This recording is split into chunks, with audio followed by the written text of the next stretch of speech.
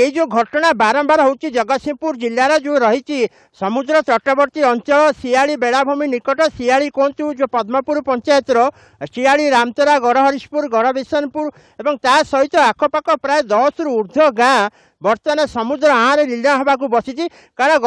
गत जुलाई 26 तारिख देखु कौ भली रकम समुद्र माड़ी आसी प्राय पाखापाखि 700 मीटर पाखापाखि समुद्र माड़ी जहाँफल व्यापक झाऊ जंगल क्षतिग्रस्त होता है। सेठी जो व्यू टावर था 2 वर्ष तलू ताहा डिमोलिश हो जाए कारण समुद्र पूर्व जो 500 मीटर दूर था बर्तमान ताहा आसिक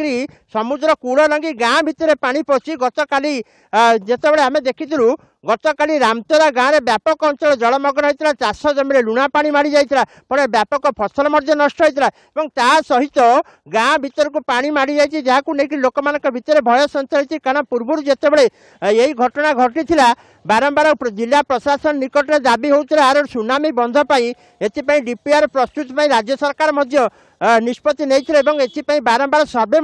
किंतु आज पर्यंत तार कौन स्थायी समाधान करागला नहीं। कारण यह जितेबाला स्थानीय ग्रामवासी हूँ स्थानीय विधायक हूँ बारंबार बाबद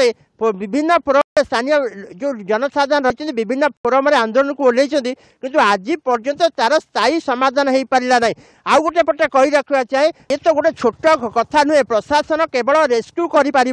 कि स्थानांतर कर प्रशासन को बारंबार अवगत करप्रति केंद्र सरकार और राज्य सरकार गोटे बड़ प्रोजेक्ट आवश्यकता रही। कारण जो भारतमाला प्रोजेक्ट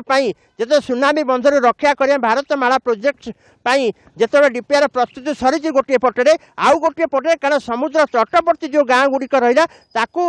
रक्षा करने बहुत कष्टकर व्यापार है। कारण दिन को दिन समुद्र जो हारे कूल लंघुची जो व्यापक झाऊ जंगल करा समुद्र तट को सुरक्षा देवानी ता दिन को दिन क्षय है। आउ जो पूर्व आम विभिन्न प्रकार रक्षा करने पत्थर बंध कर स्थायी पत्थर बंध जो आवश्यकता रही आज पर्यंत करागला ना। कारण सियाड़ी निकट में जो 2-3 वर्ष तले जो व्यापक खाइला समुद्र जो आग को माड़ गोटे स्थायी पत्थर बंध कि बाट किंतु धीरे धीरे ताहा समुद्र गर्भ में लीन है। जो व्यापक झाऊ जंगल करा समुद्र तट को सुरक्षा देवाई आउ किछि दिन पर हुए तो से झाऊ जंगल संपूर्ण नष्ट हो।